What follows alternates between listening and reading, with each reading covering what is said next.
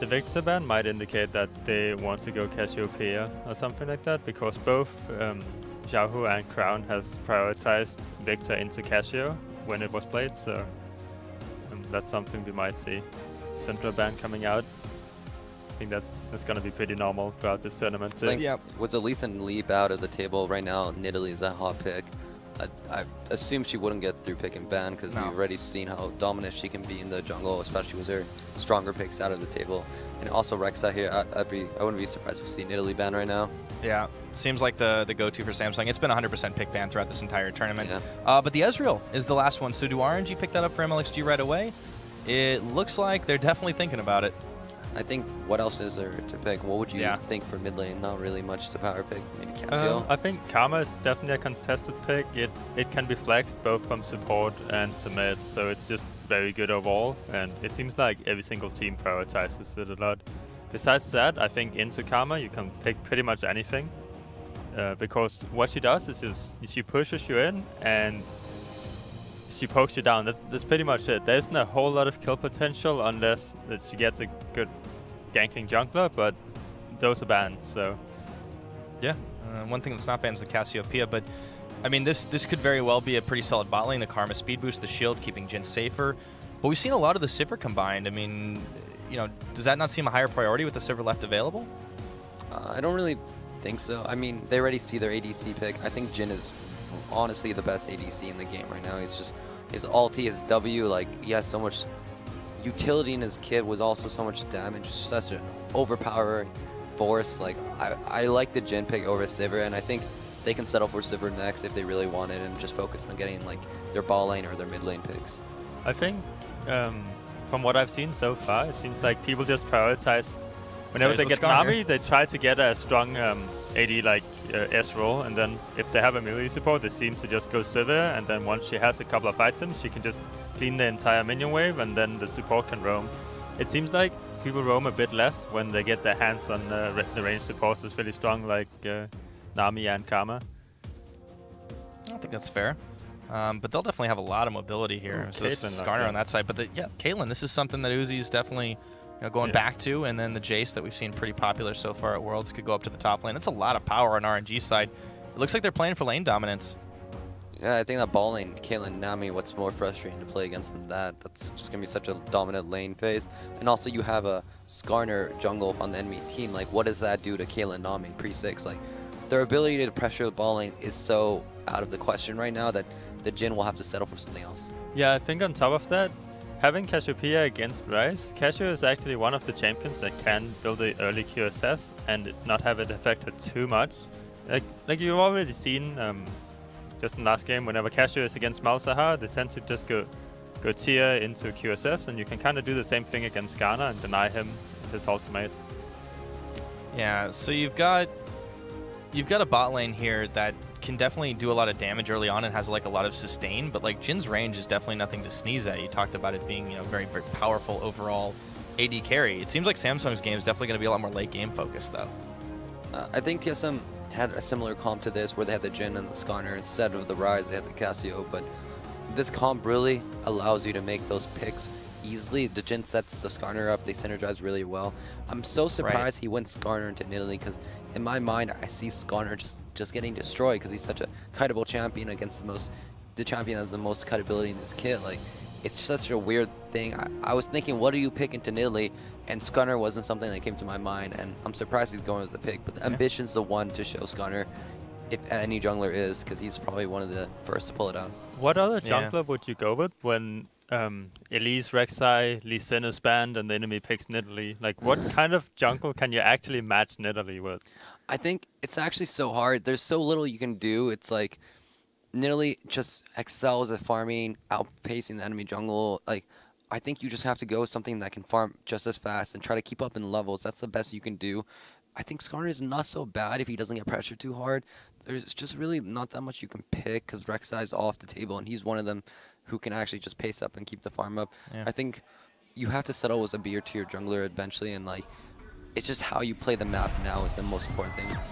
All right, guys. And I think also if RNG can kind of do what SKT did earlier with having Cassio pressure Ryze constantly and then having UZI and Master pressure the bot lane, then I think Nidalee can really take over this game by just walking into the Skarner jungle constantly. Yeah. Yeah, I look at the 2v2 and I'm like looking at this Cassio, Nidalee, and they have so much power together. And I see Skarner, Ryze, both scaling champion that they don't really take off and they don't have that early game pressure. I feel like draft-wise, this is going to be so hard for them because you have a bot lane that's going to be losing and mid lane's already losing. Like top lane, Jayce vs Kennen, I think it's okay, like 50-50. So like, it's not really looking that good for Samsung, to be honest. Yeah. I think one thing they do have going for them in mid lane is that Ryze has a ton of CC, which allows Skarner to kind of catch up and then get on with his own stun, and that can actually combo really well for them. So I'm a bit surprised that xiohu went for Ghost instead of Cleanse, because it's one of the only ways for him to die this game. Yeah, they're going to have to be extra careful in that mid lane, but you can see what they're already doing. The pings were flying like super early, and all they really got sight of was Ambition before they walked into the Ruler CoreJJ brush. And they're already starting to play the Skarner minigame themselves. So not too bad for RNG, and definitely playing it out a little more carefully than might have imagined. But you guys, if you have any questions for us at home, remember while this is all happening on, you can always hit us up at LoL Esports using the hashtag AskTheCasters. Nori, Froggen, or myself can answer those in the game. But let's get right back into it. UZI and Mat are going for an invade. I think Skarner going Talisman is much better. Last game, Skarner went for a Machete, and I disagreed with that choice because it doesn't help you sustain. So I think Ambition's the true Skarner player, and he's going to showcase the best performance we'll see today. Mm-hmm. Yeah. And you also see neither of the bot lanes taking the camp. You've seen that a lot this tournament so far, but whenever you have a Nami, you just want to pressure the enemy bot lane level 1 and just kind of use the Nami sustain. Yeah, UZI's definitely somebody who tends to go up in that CS, and he's going to be challenging for like every single one. I feel like a part of the philosophy behind not really taking those camps early on is not so much, obviously you don't care as much about the experience as you can start forcing the enemy out of lane. It's all about dominating for these guys. We see they got the level 2 first, so... Yeah, CoreJJ is punishing Mata right now. I think I was kind of brave for them to take the full-on trade, but they have this sustain advantage, so it's always efficient for them to take trades. Did Caitlyn take Warlords or Fervor? I wasn't too sure. I have no idea. I did not notice.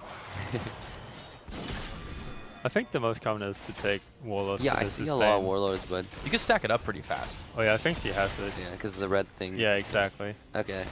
So that's a crucial thing. Like, when you have sustain advantage, it's always beneficial to take those uneven trades that look like they're hurting you, but in the long run, you're just going to out-sustain the enemy ball lane. It's kind of like playing with a Soraka. You just force bad trades, but when you're out-sustained, you turn into good trades. Yeah. Sounds like UZI did go the Warlord's path after all. So Yes. I mean, he has even more sustain as a result of it. You can see they're pretty much back to full health. The Nami will help you do that. And Mata's able to sidestep pretty much everything here.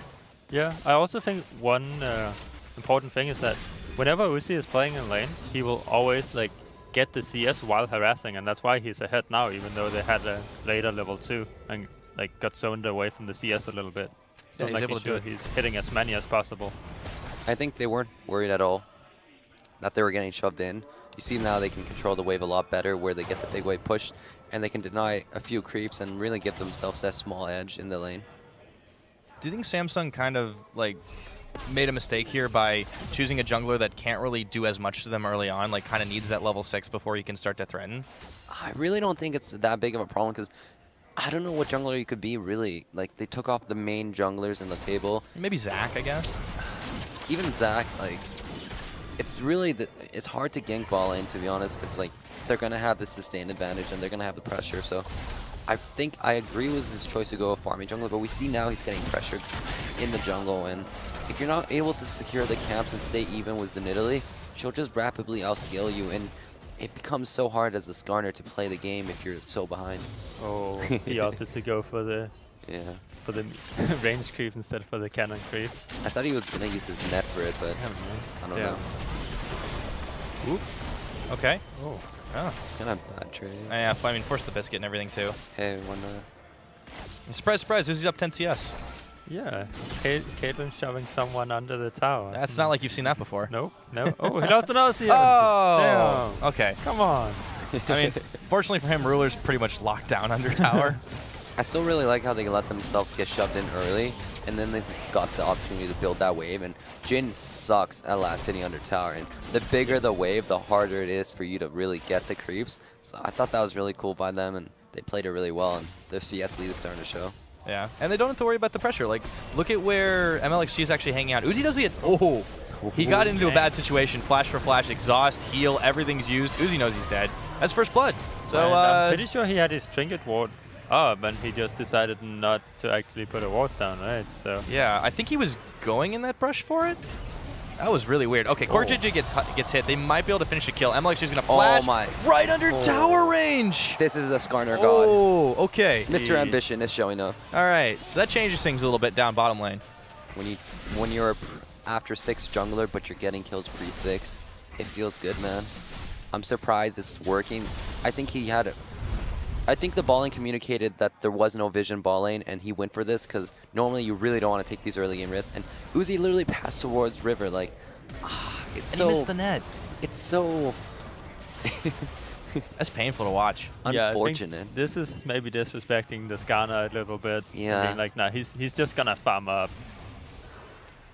Because they had the information that Skarner cleaned his topside jungle when Nidalee and Skarner was fighting up there like a minute ago. Yeah. So they know there wasn't any camps there. Definitely known. And why flash for that kill? Like, you saw the shield on her, and it's just mlxg, man. It's just so greedy. Like, that might be some communication problems with them thinking that Jhin doesn't have heal or something like that. I can see that then. All right.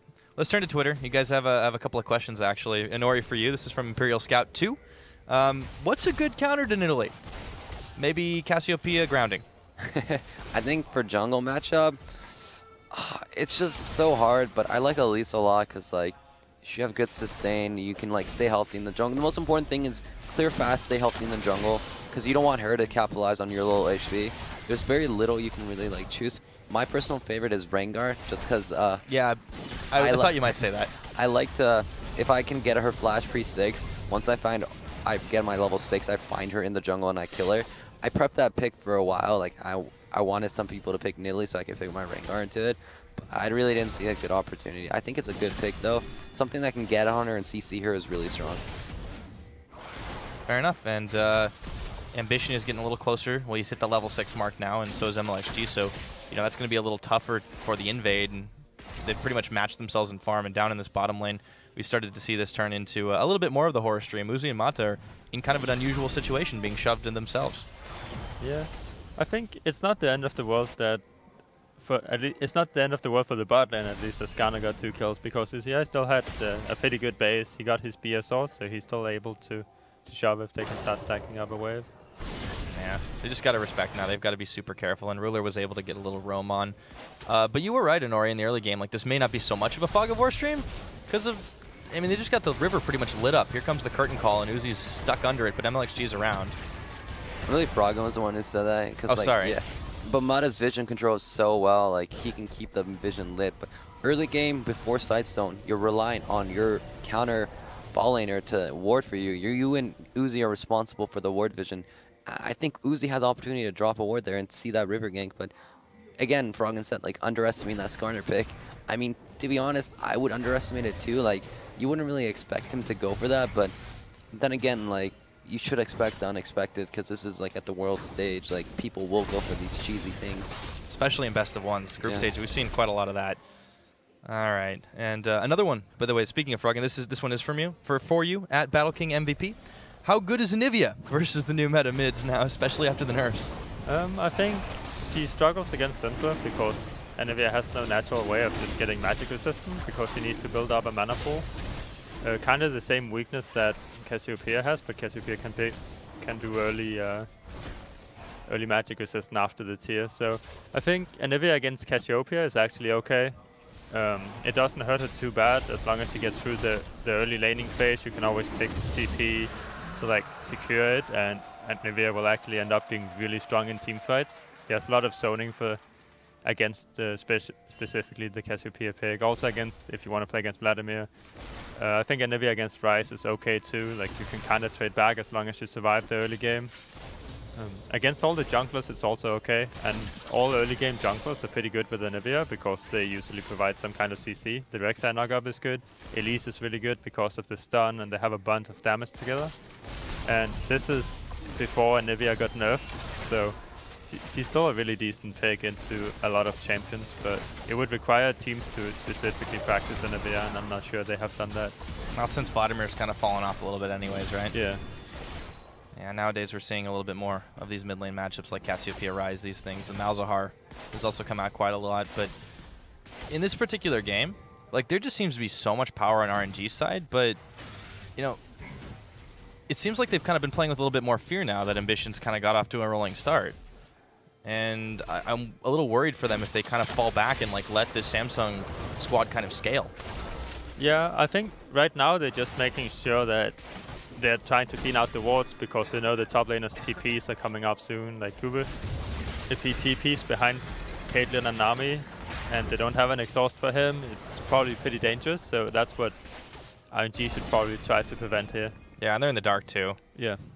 You can see that there were pings from Samsung Galaxy kind of like heading down on their side, but it's really interesting to see the decision making that UZI and Mata have had, and like Uzi's like made that one big mistake. It started off that kind of gave Ambition a fairly heavy lead over the Nidalee, but overall, like they've really been fairly impressive with the way they've been like watching and keeping an eye on the map overall, especially Mata.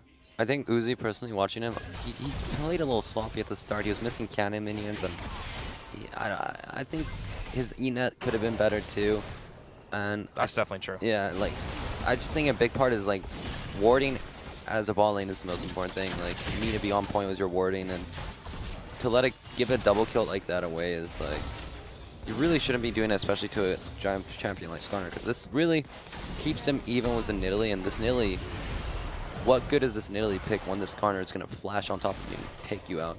That's a good point, because like you can see mlxg going into the jungle again, but like he's not gone very far in ever since Ambition got a couple of kills. Like he used to be invading a lot more and taking away the pillars and things like that, but now he's just going in, like peeking his head in and just grabbing a couple of pink wards and then getting out.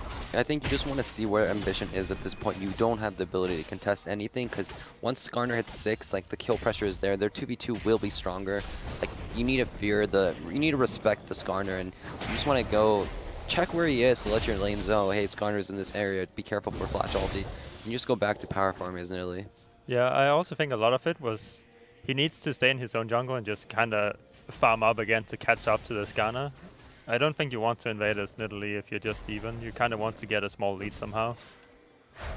And Cassio has also picked up a QSS now to prevent the Skarner ganks, which is pretty good. So we see a very defensive mid lane between the Ryze and the Cassio. Personally, for me, I would recommend just going top lane. Like Jayce is such a free pick. Like as Skarner, if you get on top of him and pull him in with a Kennen, that's 100% kill pressure. So I would probably look to see that. But now we see like they're making those 4-man plays ball lane and getting the pressure and just kind of controlling the ball lane area, because that's generally how they play. They play around Mata, Uzi. They're their favorites in the team, and you just control that area, get vision out and back and reset. Yeah, I mean this is a lot more lit up than what we were seeing. Like the early game, the critique coming from Uzi not using his trinket, and the fact that like the moment the vision expired around that jungle entrance, like that was when Ambition struck. So I really like the communication here on Samsung's side to kind of recognize that and really time out the small holes that RNG had in their vision game. See what they end up doing mid here, because mlxg is moving forward, and they pinged out on Crown. But pretty sure they can't do anything mid unless xiohu actually lands the Cassiopeia ultimate double stun. Yeah, their CC is very... Oh. Okay, waves in. Mata, they're going for it. There's teleport. See, 2 flashes already. That's pretty good. Ooh, xiohu flashed right over that for Ruler. He should be able to get him. And he goes down. Looper is the one who picks up the kill from downtown. Shock Blast. See, this is the vision they set up earlier when they got that 4-man push. We're able to set up deeper vision past the river, and being able to see them, let them make that opportunity. And they're really fast to react. They instantly teleport. They're like, we're going to do this. We're going to go hard. And they committed, which was really nice. Yeah, I think that's really good. And I also think Samsung actually responds really well with they just send 3 people mid. So even if Cassio has the QSS, there's no way he can walk up and actually contest that tower. So even though RNG is going to get the first tower, then Oh. He's getting caught out. All right, Samsung are going to get a tower and some change. That is very greedy from xiohu to walk that far up even with QSS. He didn't knows have they're flash gonna up. go for him. That was just questionable. Think they could finish this tower off right now? I mean, mlxg is actually face tanking. Yeah, the that curtain call. tower Yeah, no will problem. fall for sure. And then this tower will fall too. So it's kind of like they trade 2 towers for 1 tower, and now they're gonna fall in the back. Kennen is level 11. They have Flash Ryze ulti ultimate. too, so. Oh wait, he turned right onto Ruler. This is really bad for them. Like, yeah, Ruler walked too far. why All he has do to do this? is wait for Just the wait. Your cannon. team is coming, and now it makes it so much harder for them to really make this work. They're well, until CuVee does that anyways. Like, they jumped right onto UZI. But he's still got enough damage to finish the job. So, like, Samsung really dropping the ball. Just not being able to collapse fast enough. I think if they just waited for Ruler, like, they were cut off completely. Like, it's so disappointing because, like, it happens a lot in competitive when the person jumps the gun. But you kind of just wait for your team, be the follow-up. You have the W range, like, just take it slow and let your team set you up. Like, right here, it's like, where are they going to go, right? They have no place. Ruler. You see everyone coming for you, and then you just got, okay, well, this guy's free. The most important thing is definitely being patient when the enemy team has nowhere to run. Yeah, it was unfortunate for Samsung Galaxy, and this is, I mean, this is Mada's shot calling, right? Like, the momentary, zero hesitation just to go in, and then they just were able to replay the fight. And UZI, I'm not actually sure how he lived that long, to be honest. Seems like its health bar is just a little bit bigger than everyone else's. Just imagine having a Ruler there. That could have been the difference between, like, 1 kill and, like, 3. Yeah. It's just so unfortunate for them because that was a big play for them. There was a power play for them. They had the flank cut off. There was little RNG were set up to do. They were caught out of position, and they played the fight really well. They committed to Ruler, and they got that kick. Or pick. And I can see the Cloud Drake going over. Not really in position to stop it, though. Unfortunately, mlxg had backed all the way to base, so that one's going over Samsung's way. They'll be a little bit speedier, and they're going to have to be more careful on the side of RNG to kind of spot out and prevent Samsung from getting up in their business. They're all hesitating, or moving towards top side right now. A lot of pings. And Mada, calm down, man. I think that's actually mostly how they communicate on teams where they have like Korean and Chinese players. It's easier if they just spam a lot of pings to like really make it clear what they're gonna do. You can see all the vision kind of translating up topside. Think they'll go for the dive onto CuVee? I don't think it's possible. They need some minions to do it. I feel like he can just stay under his tower with the ulti. Yeah, he's out. It would take a while for them because the wave takes so long to prep, and by that time, Samsung will make a counter play on the other side. I think right now you just set up the vision. They just group as a team to set up vision one side of the jungle, and from there you have control of that area, and you can make your next play around mid. I feel like this was pretty bad from RNG though, because they just give up the bottom lane tower without getting anything in return. Like, sure, they got some vision control and stuff, but they still need people to catch the bot lane now, so I'm not sure how much they're actually gonna do top. They just gave up a tower for free. Yeah, what should they have been doing? Like, when they were kind of like running around back and forth, like, what was the optimal play there? Well, I see some return here on CuVee. Well, they're gonna get him at least. But they could have done this before too. The second they see Crown bottom, I think they can just walk in and they'll be like, okay, like, we are 5 versus 4, but you're gonna take a fight and try to win here instead of just giving up the tower. But it ends up being like a kill and a tower for a tower, which is pretty good. I think a big part is, it's prepping the waves. I think they had a really bad prep on that wave. It was pushing towards them, and they really need to set up the waves in advance, and that's one of the reasons they lost that bot tower. They weren't really prepped for that wave to counter the play. Ooh, Mott's caught. Curtain call opens, sends a wave, but he's the one waving goodbye. I like how he holds ulti too for the next play. He knew he didn't need it. Like, that was a mistake Skarner made a lot in last game. He was too urgent to use the ulti when the person was CC'd already, and I think saving it is crucial for your next play. Yeah, that's the difference. I also think that pink ward you saw go down in mid lane is just to make sure that there's no wards behind you, and pink ward covers a bigger area of the map than just a regular warding trinket before you're level 9, so that's probably why they placed that one pink ward, just to make sure there's no wards behind them. So right now you can see Samsung like setting up in like a 1-3-1 here, but at least putting pressure in all 3 lanes. But the Skarner's kind of moving around, and like that's the guy they've definitely got to keep an eye on here.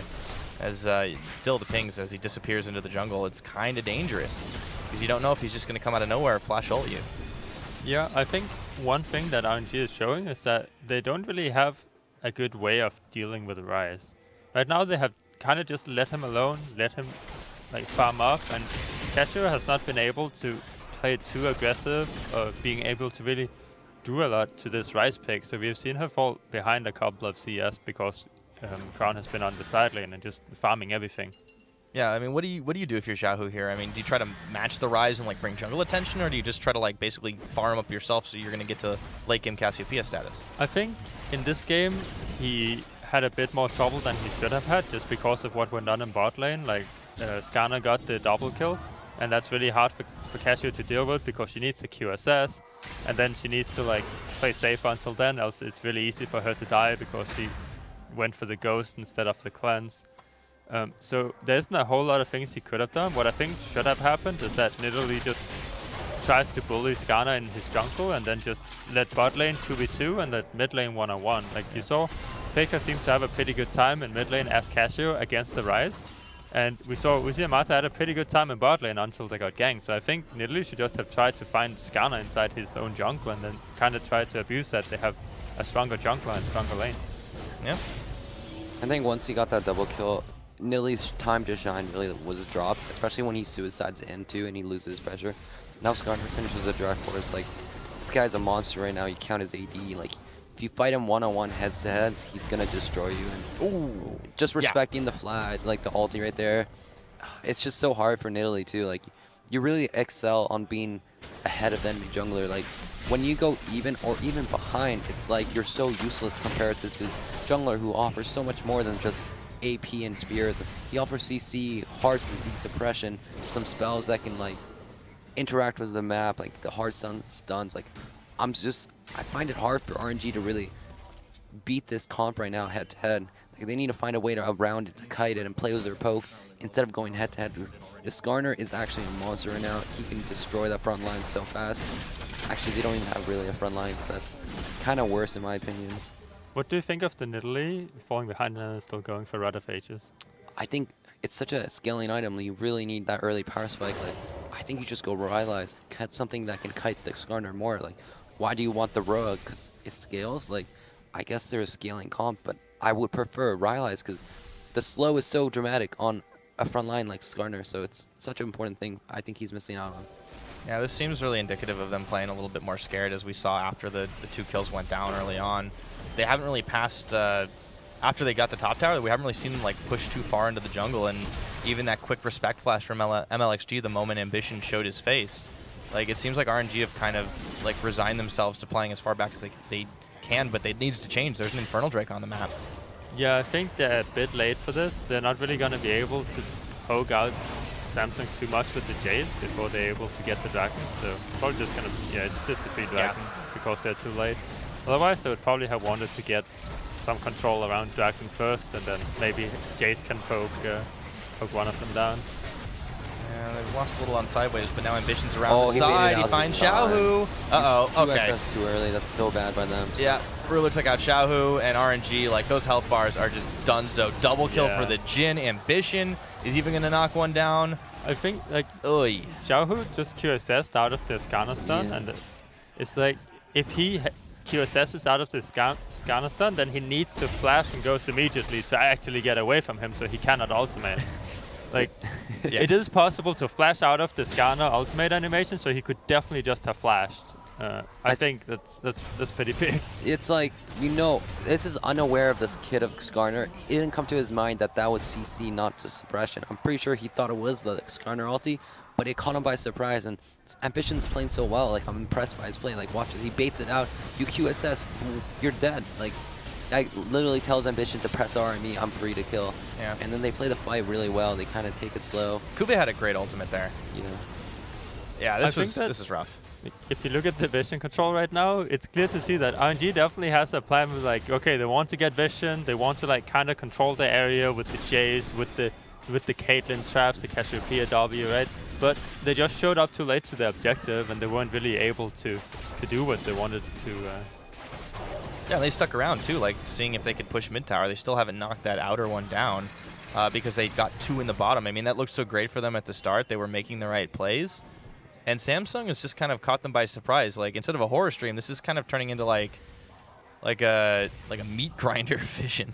It's just like a lot of champions dying on RNG side. Yeah. I think, sorry, it's like their comp was meant to kind of be ahead early game. They had the pressure early game, the better lanes. But being behind right now, especially as a poke comp, it makes it so much harder to play these fights. And it makes it like if you make one mistake, they just snowball and stomp right over you. So let's see what happens. Yeah, xiohu's done. Honestly, he could have escaped there if he had flashed over to the wolf camp, but he's trying to flash towards his own team, which is like, it's kind of like a tilt thing.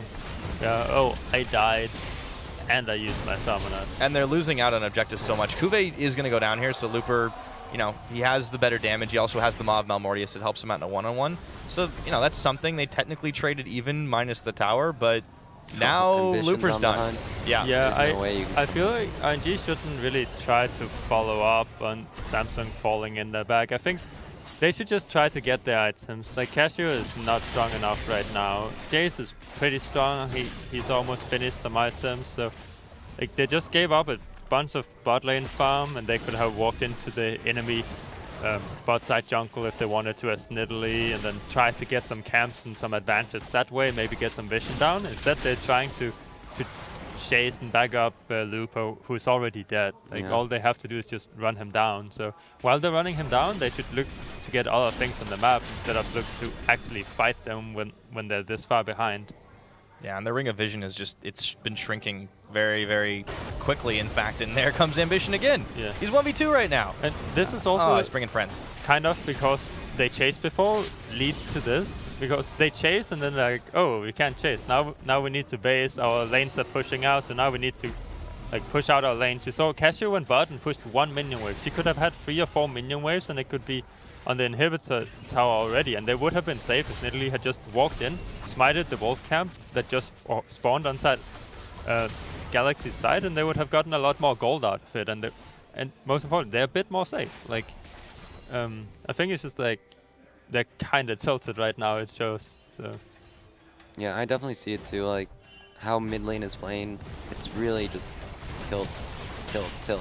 Like QSS seen the Skarner E, like that's so unfortunate for him, but you can't let it phase you. Like, you're in an international tournament, you're on the world stage. Like, this is really when it shows like the strong mentalities prevail. Like, you just gotta be strong, think positive, kind of control, think what your job is and how you're gonna win the next fight. It's all important for like a Worlds player right now. Seems like they've really got to hold on for a while. I mean, you're gonna have a Cassiopeia, Caitlyn. If you can get to really late game, I mean, that's still a ways away when we're only 28 minutes into it. Even the Jayce is going to get big. Like, the Nidalee is the only thing that's falling off super hard, and that's already happened. The problem right now is that RNG does not have good opportunities to get gold onto their carries, so it doesn't matter how much you scale if you cannot get the gold, you know? Else you just, like, that just means you're not going to scale at all, and the enemy team is just going to destroy you once they have a few items advantage. That's a pretty big deficit, too. Like, and another problem is that RNG doesn't have the best pick-off potential. They have Jayce that has showed he can one-on-one the Kennen, so he can try to play really aggressive onto the top side if he sees people. Then Cassio has pretty good one-on-one potential, but she's behind the Ryze, so that might not be the best idea. And so you just need to like find some way to pick people off, and I feel like Kennen is the weakest link for Samsung right now, so they should try to like pick more around him. That actually brings me to a question here too, because I am Blackstar on Twitter asks, why are people picking Ignite over Exhaust if they're playing against a high backline threat like the Kennen? Yeah, personally, I'm not a big fan of the Ignite versus Kennen. you saw what's called how hard Kennen can just destroy a team fight when Smep had the Kennen ultimate onto a couple of people, and it's just absolutely insane how much damage it deals. I think Exhaust is a better option, but people go Ignite if they really want to win their lane and if they can play a bit aggressive. I don't think it's a great choice when you have Caitlyn in your lane, because she basically just pushes in the enemy team. So. Yeah. There's one good thing for RNG though. There's still no Zhonya's on this Kennen. I think it's gonna be hard because you're against the Jayce too. Like, I would value armor a lot. I would probably go for Hourglass either before Ryze or after it. It helps you a lot against the Jayce too. Just having that base armor, because it does do a lot of physical damage. And yeah, about the Ignite thing, like, why do you really need it, really? Your lane is so much stronger already. Exhaust just gives you more of a defensive ability too. Like, imagine if they had Exhaust there for the Ambition gank. Like, slowing his movement speed would have kited him a lot, and they probably would have survived one person. So I think Ignite is it's just too aggressive. Like, you don't need it for the 2v2. I think they're better laners. They could get away with just going Exhaust. You think they just picked it pretty much to try and dominate the lane? Yeah. Yeah. It seems to be a thing they do. He has went Ignite in pretty much every game, I believe. So, like, even on the Alistar, he decided to go with Ignite, where most people just go for Exhaust and like try to make Alistar's carries survive as long as possible so they can dish out a lot of damage. He did make some sick plays on the Alistar, though, but this is a very different game for RNG. I think if you're not running any Exhaust on your team, it's pretty important for you as a support to take that Exhaust. Because when you have like a Kennen, his whole kit is going to be diving on your back line. Exhausting, reducing his damage by like 30% is pretty broken. It kind of hurts them, especially when they're behind. They don't have that defensibility, and Ignite only does so much for like your way to survive. Yeah, and they've been just struggling to try and get the vision in here. As you can see, they cleared it out. Samsung are still in on this. They do get the shutdown. UZI grabs the kill onto Ambition, but in comes CuVee, and they just get melted. They're just that's Kennen. They're so lucky they get. And there goes Crown. Mott's is lucky he didn't die either. I think Ambition kind of played too aggressive there. He should have like he went on the ground and he couldn't really flash out. He could have probably played it a little bit safer, but still he was the one who got the engage off. Kind of faking out the Ryze ulti there. It's pretty funny. Yeah, I mean, it's the reason they call him Ambition. But despite the death, they did get another tower in mid. CuVee's going to go down here, or not. Oh, xiohu didn't finish off CuVee. And then xiohu went down. That's inhib. Now 31 minutes. CuVee's gonna base, and then he's gonna TP on a creep on the Kennen. Oh, he's not gonna TP. He's just gonna stay low HP. Fair enough. I think it's kind of questionable. I think this is really questionable. He could already be TPing with full HP. Right. And it would save you more time on your minions. Yeah, Looper's about to come up. You can end now. Let's see. They have 25 seconds. I think they kill mlxg. Yeah, they're able to end now. So that's it. I can see him get sniped as the EQ right now. All right, so Samsung are going to close this one out. RNG, they just fell apart. I guess it was a horror game stream after all. Yeah, it seems. Not how we expected it, especially with the Skarner pick. But that's a good horror film. You Yeah. don't expect how it happens. And for Samsung, it's a big triumph. That's actually the first time I've seen Skarner really take off in a game and actually have a good impact. Yeah, especially against. I didn't expect it to be this game where he's against a Nidalee, like hard lanes. Like, I'm really impressed by his pathing. I think he deserves a lot of credit for this game. He was the one who really snowballed it, gave his team that really good advantage, and he let his carries and his Ryze, his Kennen really come up to show their power late game. I think not taking that exhaust really hurt them. Like that one team fight, if he had exhaust, they probably wouldn't have all died. Yeah, you saw it in that team fight, really. Like, he just basically one-shots 3 people. Like, you need an exhaust for that. So. Yeah. It's big coming from somebody who we give so much praise as Mata, former world champion, who's known for being like the brains behind this RNG team. And, well, sometimes you go a little bit too aggressive and you get burned by it. Well, it seems like he just really values that he can try to snowball the game, you know? Because if it does take off and you have Nidalee able to go into the Skarner jungle and really like find him all the time, then you're probably able to play a bit more aggressive and you might get away with taking Ignite instead of Exhaust, but I think that's the second game today we see no Exhaust versus Kennen and he just destroys the team. And second time today we've seen Kennen no Zhonya's, but I guess it didn't really matter for CuVee. I think one of the repeating trends is all these Kennens feeding when they don't go Zhonya's. I think it just helps your survivability a lot. Maybe I'm really nitpicking it. I can see the benefits of skipping it, but I really think there's a lot of strengths to it that could help them survive a lot more if they had the ability. But yeah, I don't complain. They won the game. The Kennen did a lot of work that one fight. So I think that Skarner was beautiful. Ambition, really showing how to play that champion. He knows how to pressure pre-6 and after 6. I think Skarner should open up a book and take some notes on how to play Skarner because his performance was way better. He knew how to play the champion. He played it really well, and I'm really impressed by his performance. Yeah, overall, really, really solid play from Samsung and just punishing RNG mistakes early on. It was nice to see UZI, like up until the point where he got caught early game, he was really doing a nice dance around. And Mata, like they were really playing that lane like pretty clinically, but it's kind of funny to see how fast things actually change. The moment it starts going downhill, they looked super lost against Samsung Galaxy. Yeah, they definitely looked like they were a few steps behind. And it also shows kind of how, like, the weaknesses of RNG. Like, if they're going to play around bot lane getting absolutely smashed every single game, then I mean, teams can probably adapt and just be like, okay, we're just gonna do this so we don't get really smashed, you know, and don't die 2v2, just like play it a bit more safe, give up a few more CS, because if it just looks like such a different team from when they destroy 2v2 and then when like they get ganked. I mean, when you have a team called RNG, sometimes you have to flip a coin and see what comes up, right? All right, guys, thank you for joining us here on Riot Games 2 for the Player Experience stream. Now, come back tomorrow for 6 fresh takes on the final group stage games of the week. We're making a change of schedule for the first match of the day, bringing you a closer look at the top lane duel between Yang and Ziv. So, all you top lane mains who have been asking for it, it's coming. If you're a top laner, this is the day for you to tune in all across the board, actually. We're also following Smeb in game number 4. We couldn't have one without him. And we're tracking the matchup between Impact and Amazing J in game 6. We're going to feature special guests Alex Each, Phoenix 1 top laner Zig, and NA veteran Kiwi Kid on the show tomorrow. I saw you repping Phoenix 1 there. Now, to close some things out, we're going to hand it back to the mainstream for an interview with Samsung Galaxy's Ambition. But for myself, Froggen, and Nori, everyone who worked on today's Player Experience stream, thank you very much for watching. We'll see you tomorrow. Made a lot of mistakes, so we